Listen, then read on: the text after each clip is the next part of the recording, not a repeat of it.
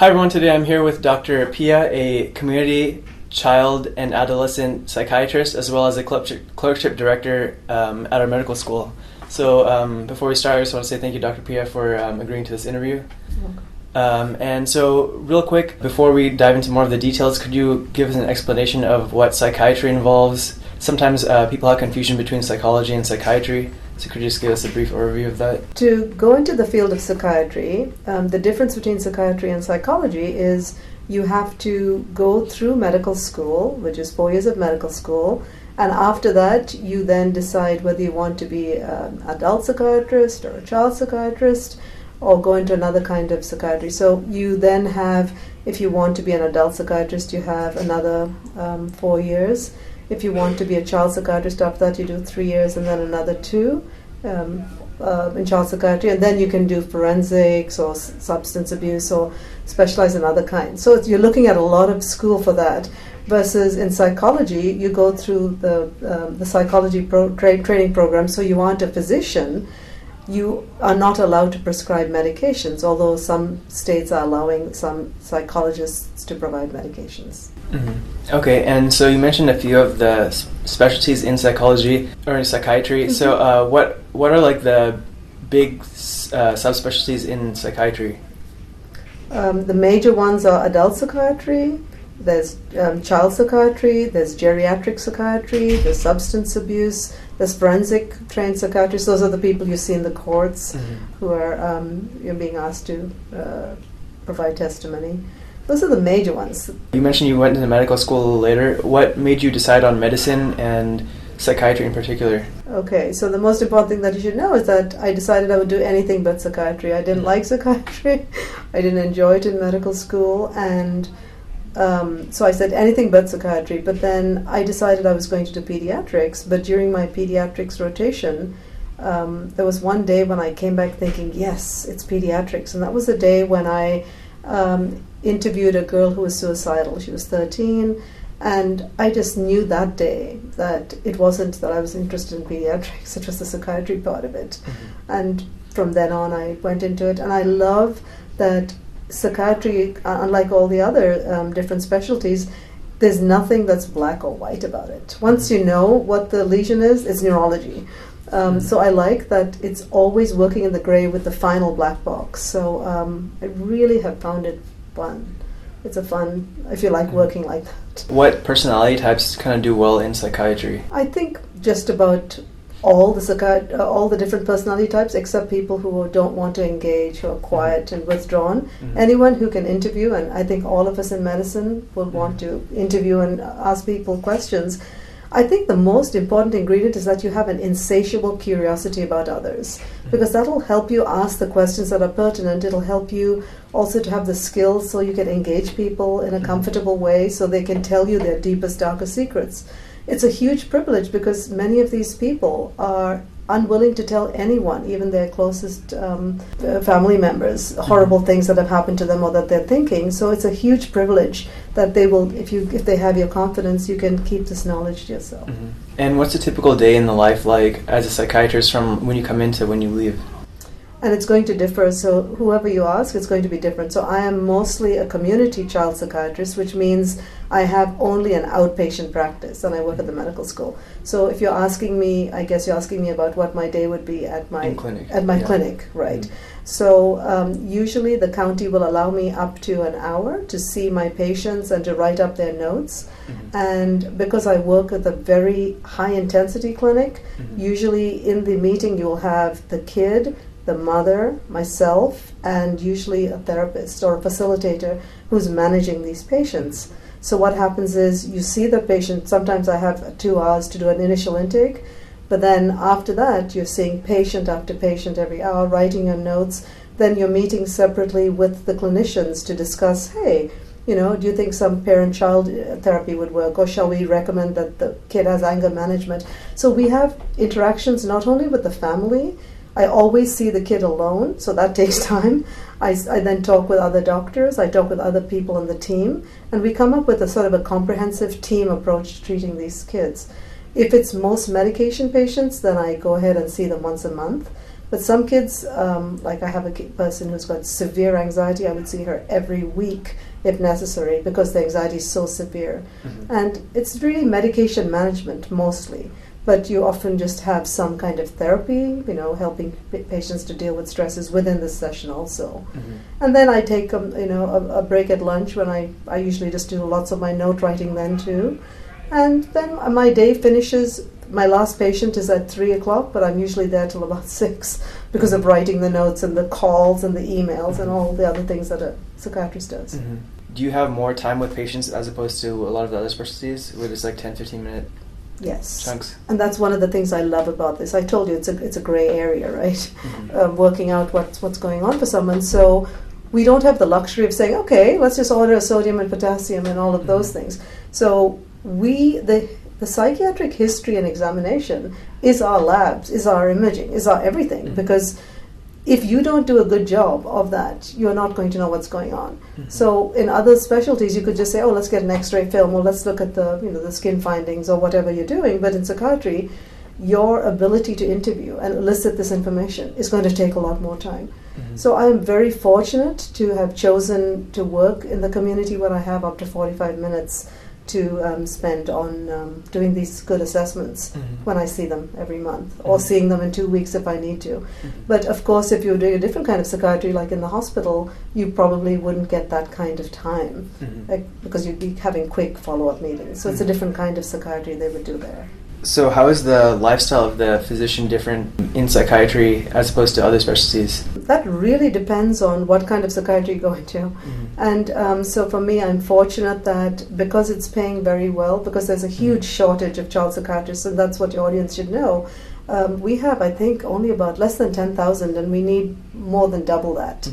And so there's a huge need. So most psychiatrists that I know that are child psychiatrists are able to have different things. They can work for 3 days doing, let's say, clinical work and then do some teaching like I'm doing. So because of that, you can actually carve your day out the way you want and carve your week out the way you want. So most of us choose to do a few different activities, and so I can have a lot of free time. So I could actually probably make ends meet with working 3 days, and most of my colleagues are the same. So there's a lot of flexibility, and even now, even though I've been so many years out of training, there's so many people asking me, would you come here, would you come there, we'll give you a sign-on bonus. So it's nice to be a really wanted commodity because people are looking for this. They want you, so you can pick what you want to do. So you could do a little bit of hospital work if you want, and a little bit of, so you can make your day work the way you want it. I don't take call because I don't work in the hospital, so I don't have to. I have my weekends to myself, and so plenty of free time. Okay, and so like one question I wanted to ask was how you're able to like do academic work or pursue other things like research if you wanted and things like that. But it seems like part of that's like maybe an innate part of psychiatry where you have more flexibility and leeway with your scheduling. Is that true? Or? Yeah, we have a lot of leeway in our scheduling. So if I wanted to do some research, absolutely, I could just say, hey, 2 days a week I'm going to work in research. So it's just a matter of what you want to do. You can pick and choose. Do you want to be primarily in a setting where you're doing research in an academic setting, or do you want to work with the with the drug company, or do you want to be a community psychiatrist? So I have chosen to do what I do. So really you have the choice. It's not like you have to be steered. So if you love to do research, you're probably going to go to an academic institution and do research. It's no problem doing that. And you mentioned child psychiatrists being in demand. Are other psychiatrists in demand too, or is it mostly just child psychiatry? Psychiatry is in demand. I believe in 2017 it was second in the country only to family physicians. So they need family physicians number one, and I believe psychiatrists came in two. I don't know if it's changed in 2018. What's the most challenging aspect of psychiatry? That's a great question. I would say it's probably different for different people, but for me, it took most of residency for me to learn to walk the tightrope of not caring too much, in which case you just cannot do your job. You go home and you're thinking about it all the time. But if you care too little and you just say, oh, next person who's suicidal, next person who's homicidal, you aren't being a good psychiatrist. So to me, the hardest job for me is learning to walk that tightrope of caring enough so people know that you really care about them, Mm-hmm. but not caring too much or too little. And learning that balance is fine-tuning, because you learn over residency, Mm-hmm. those 4 years of adult residency, you learn how to manage those feelings Mm-hmm. and how to compartmentalize it and not bring the work that you see, the horrible stories, back into your house. Mm-hmm. To form that boundary takes a lot of time. Mm-hmm. I feel like that's personally difficult for me, because I usually maybe empathize too much, or it's like paralyzing sometimes, Right. or often. Of course. And that just makes me anxious all the time, because I'm afraid of going to those situations again where, I'll get more of that. And that's why I think that most of residency is less about learning the psychotropic drugs Mm-hmm. and more about managing those emotions. Mm-hmm. So in many residency situations, like I had in San Mateo, you have this ability that you have a patient and you have a supervisor for that patient. So everything you say Mm-hmm. is assessed. Hey, did you notice you asked this question? Mm-hmm. And so you're really taught how you're responding to these people. And so it's wonderful to learn how to do it. Mm-hmm. So it's good that you're feeling, I'm anxious now, because of course you should be, and that's why the residency takes that long, Mm-hmm. to learn how to manage those feelings. Okay, and what's the most rewarding aspect of psychiatry? There's the immediate rewards when people suddenly just divulge things that they have not told anyone, even their own mother or their own father. That is rewarding, because it's never one approach. You try something with someone, they have to try something different. So I love that immediacy of that feeling, and also I love working with my team, because we all sort of try and figure out how to help the patient, not just with medicine, but with therapy or with other kinds of different interventions, like getting a parent advocate or something like that. So I love that. And then there's the long-term results. So you might think, I've been telling this person, quit the drugs. And if you stick with them, sometimes years later, you find they did. So there's that long-term, wow, they got so much better. So I love it. I mean, it's always challenging, because there's never a one-size-fits-all. It's not like, I look in your ear, oh, it's infected. It's never that simple. So I love that you're always trying to solve problems like a detective. That's fun. What are some, if there are any, I'm sure there are, misconceptions about psychiatry? One of the biggest misconceptions is that, in the movies, number one, the psychiatrist is always the bad guy. So that's a big, they always make us out to be these people who just want to put medicines on everyone, and they just lump us into that. Either we're all the medicating doctors, or they make the public think that you're just going to be lying on a couch and I'm going to say, tell me about your mother.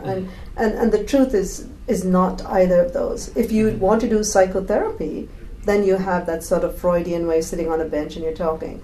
But typically, we really do intensely care about our patients. And so I think the movies do a disservice to us by making us feel like we want to medicate. Many a time, a patient will come into me, I'll do my 2-hour assessment, I'll say, I don't want you to be on medicine. And so I really do not push medicines. In fact, I'm always trying to push people from medication to going ahead and doing therapy alone, which is, people don't realize sometimes that that's what we try to do. We try to do the opposite, not just throw medicine on everyone to fix things. And for that point, do you refer them to a clinical psychologist to do more of the therapy, or do you do that yourself?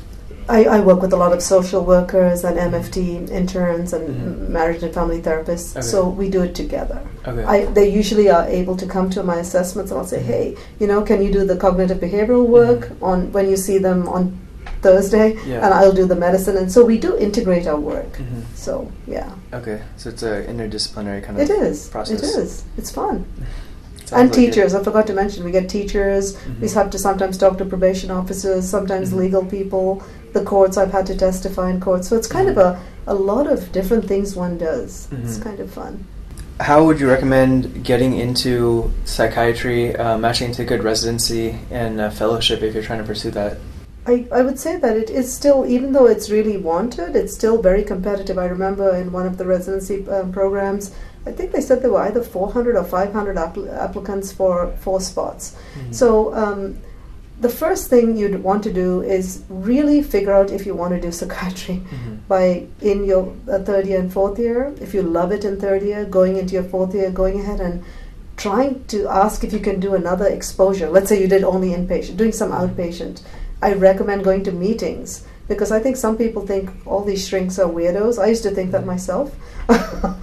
So when you actually meet people and you realize, hey, they're just like you and me, and they get paid well and they love their jobs. So going into meetings, going into other chances, once you know for sure this is you, and you're okay with being on that gray level of not really knowing and being good at investigating, then I would say spread your net wide.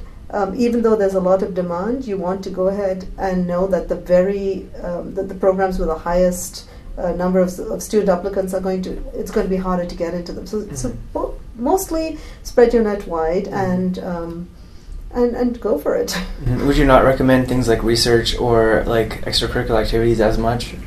I would say that if you were going to a program which was, one of the Ivy Leagues or one of those where they really are looking at research, of course it's going to be a help. But there are all the programs that people are applying to, they need to figure out, are they primarily community-based, like the one I went to? Are they more academic? And there's a big difference, there's a big difference between how the programs are set up, whether it's academically based or community. And also, one of the things that I really enjoyed in my training was psychotherapy. And that sometimes, in some of the more academic, rigorous programs, they sometimes don't spend as much time teaching you the elements of Freudian psychotherapy. So I'm grateful I got that training also. So there's many different things to look at when you're deciding what programs to apply to. You mentioned practice settings being kind of variable with psychiatry. So it seems like there's a lot of opportunities to do like big groups and also like private practice. Right. Would you say there's, because like with a lot of specialties there's like a shift to moving away from private practice to like bigger groups. Do you think psychiatry is pretty strong on private practice still, and there's a lot of opportunities with that, or maybe like locum tenens work or something? Right. And I was going to say, again, that's why it's so beautiful, because they need us so much, our specialty. You can choose. Like, I have had my own private practice for many years before I decided to do mostly community work. So you can choose with your personality style. Are you okay sitting in a room just talking one-on-one and having very little interaction with other people? Is that what you like? Or do you need that sort of academic stuff going on? Or do you need that feel of community where I told you I work with so many different people? So you have to figure out what your personality style is like. And then sometimes many psychiatrists will try a bit of all of them and find a way to sort of rest. Some people very rarely choose just private practice. Most will do a little bit of something and something else. But some can go into therapy, which is no medication, you just see your patients and you just build up a practice that way. So I would say that it's rather than feeling limited by what's out there, it's more what you want. And you decide what your temperament is like, and then you choose your practice setting. And so we don't really get business training in medical school. What tips would you recommend, or like any at all really? That's right. What would you recommend? Do you have any tips for us on starting our own business or managing our own business well if we do end up doing that in private practice work? And I was clueless myself because it wasn't taught. You're right. We don't teach that in medical school very well. But I would suggest you get a mentor. You get someone that you identify before you've even graduated from your residency program. And during residency, you're going to see people you kind of really admire. Get them to talk to you about what it's like setting up their private practice. So I went to a mentor and I said, could you show me your forms and could you show me how you do it? And it's amazing how quickly you can learn when you just are given the forms and basically set up the office. Yeah. But there is a lot to it, so it's a learning curve. Yeah. I guess you have to just jump in and you do. get your feet wet. You do. Yeah. You said that compensation is pretty good relative to what you're doing, the hour input and the energy input versus like the financial output. How would you recommend kind of maximizing that compensation for those that want to try to do so? So clearly it's also how many days you choose to work. So if you just say, I just want to make a huge amount of money, then obviously you will be working at least 5 days a week. And usually reimbursements at hospitals is much higher. So you would work in a hospital for a certain number of days. And so you would decide if that would be the way you would do it. Versus, just most, if you're asking about salaries, you can make about, sometimes as a child psychiatrist, about close to $200,000, $300,000 for working a few days a week. So you don't even have to work all week to get that kind of money. So it really just depends on what you're willing to give up in order to do the work. With psychiatry, like a lot of specialties, you do specialize in something, but there's still like overlap with other areas of medicine. It seems like a lot of psychiatry is less physiology. Do you feel like you're missing out on that aspect, or are you fine with kind of the area of expertise you're in? Okay, and that's a really good question. I was going to say that the thing I really fought the hardest was hanging up my white coat and thinking, oh no, I learned all of this stuff and what am I going to do? And the truth is that, especially because I work with children and because I have time, in psychiatry, I am drawing pictures and doing physiology every single day with almost every patient. I'm drawing pictures about what happens to the adrenaline, what happens to the stomach when you've got GERD and you're anxious. I'm drawing pictures about, so I'm teaching, and to teach, you have to show, oh, and these medicines go here, and here's the liver. So it's kind of fun because you're using your medical knowledge. And in order for you to be a good psychiatrist, you have to know for sure that the presentation is not medical, right? Because if it's medical, you shouldn't be doing psychiatry. So in order for the diagnosis to be psychiatric, you have to rule out medicine. So you're constantly wondering, gee, is this really anxiety, or could it be hypothyroid? Could it be? So you definitely utilize your information. It's just in a different way. I'd say mostly for psychoeducation, but also for ruling something out. Thinking, gee, why did this person get referred to me? This is a delirium. It's not psychosis, something like that. So you use it a lot still. So that could be a misconception. I think it is. Yeah, I think it's a misconception. Okay, so since the field of medicine is always changing so quickly, especially nowadays with more and more research coming out every day, how do you recommend staying on top of the advances in medicine, and how do you do it personally? So the best way to do it is to be forced to do it by trying to retain your board certification. So you have to do a certain number of continuing medical education credits, CMEs. So you have to do a certain number for just to be licensed, and you have to do so many for board certification. And when you're doing that, you have peer review, you have journal articles, and that's how I do it. I work with a team of doctors, so sometimes we look at each other's charts. I do that by teaching because I have to refresh my knowledge. And I get journals, the American Academy. So the journals from the Academy, and they're moving to something called a maintenance of certification next year, where you just are given all these journals and you have to answer questions. So they're trying really hard to keep us on our toes with certification. If you aren't planning to be board certified, then the other way is by attending meetings. They're great. By talking to your fellows, by allowing peer involvement. Hey, why do you treat that person with such and such? So there's many ways to do that. Okay. And so you mentioned if you wanted to be board certified, you could do those things. Do a lot of psychiatrists practice without board certification? I don't know. I mean, in some places you're required to be board certified. Like, for example, in the forensic setting, when you're going to be going there, usually people will get board certified in forensics, but not necessarily. So it really is your decision, but in academic settings, I think there's a preference that people get board certified. Interesting. I thought everyone just had to automatically get board certified to practice. No. Is that it's a choice. Is that just for psychiatry or for everything? I think it's for everything. You don't really? have to. I don't think. Really? I don't know. It just depends what you want to do. That's interesting. You can often ask for more money, I believe, if you say, well, I'm board certified. But most people will need you to be at least board eligible, meaning that you've done all the requirements and you're eligible to be certified, but you may not have actually gone through the certification. Okay.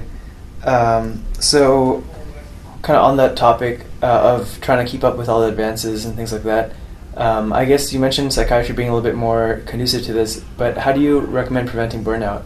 That's a good question. And I think that the most important thing is to do what I told you it was important for me, which is learning in those 4 years of residency how to keep your life that is personal apart from your work life. It's forming that boundary. Because if you do that, then the people who you care about will see the signs of burnout in you, and you're still listening, right? So my recommendation is to not just go into it and just trying to make a lot of money, but to realize it's work and to carve out time for your free time, and to take the time if you have to. And also to ask people, my biggest recommendation is to take it slow. To just say, cut down your hours. You can still make a good living. You don't honestly have to work 5 days a week. And the one time I remember that I actually broke that rule for myself, I had to testify, and I took the records home, which I never do. I leave my work at home. I never take anything. I rarely consult it after hours. But that night, when I broke my own boundary, I remember just having a nightmare of my patients and thinking about them, which never happens because I'm pretty good about my boundaries. So it shows that when you break your own boundaries, those memories and thoughts can intervene in your other life. So it's a good question. Again, with the flexibility of psychiatry and leaving kind of mentally the work that you did in clinic behind, this kind of plays in part into this question, but how do you have any more tips on establishing a work-life balance? Not really much more than I already said. I'd say do not take, you can decide with call whether you're going to allow a job where you're going to have call. That's a decision you make. And also whether you take charts home. I strongly recommend not doing that. Really, it's just, exercising, looking out for and asking your friends frequently. Do I look okay to you? Do I look stressed all the time? Pretty much, those are the biggest things. I can't think of anything else specifically. How has medicine changed since you started practicing, and where do you see it going in the future? I think one of the things that concerns me the most is the fact that we are becoming much more mechanized, which is good and bad, right? Because I can now read people's notes when I get a patient instead of seeing a scribbled note. But the problem with the computer is the fact that I'm losing this direct interaction with you. If just now you were talking to me and I was just busy typing, I'm distracted and I'm not really, we're losing that human touch. And we're trying to make sure that everything is documented. So if someone sues you, it's all there. And I think that's true of just about anything in medicine, but especially in psychiatry, I think it's critical to not use the computer in the interaction, to do the notes after, not to enter them. So that worries me a lot. But on the other hand, it means a lot more busy time.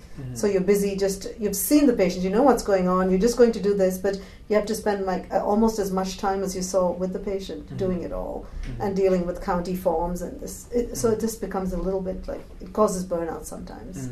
But that's true of not just psychiatry, it's true of the other ones too.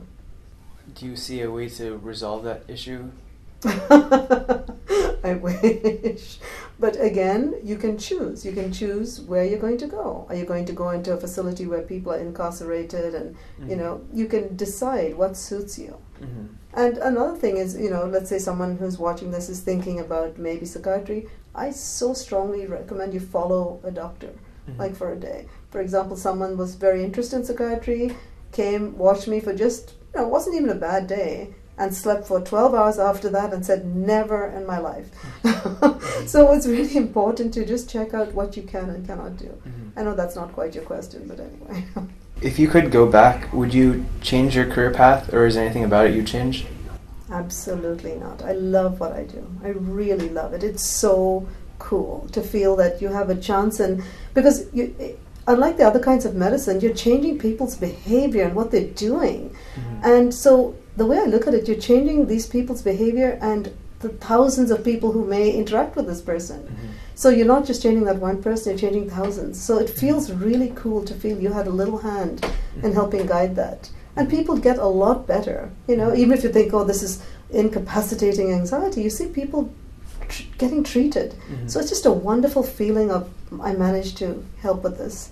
There's always the side things, with anything, like when you've got drug abuse, like in telemedicine, you've got those people, like the people who have schizophrenia and don't often make a huge improvement, or people who keep using drugs.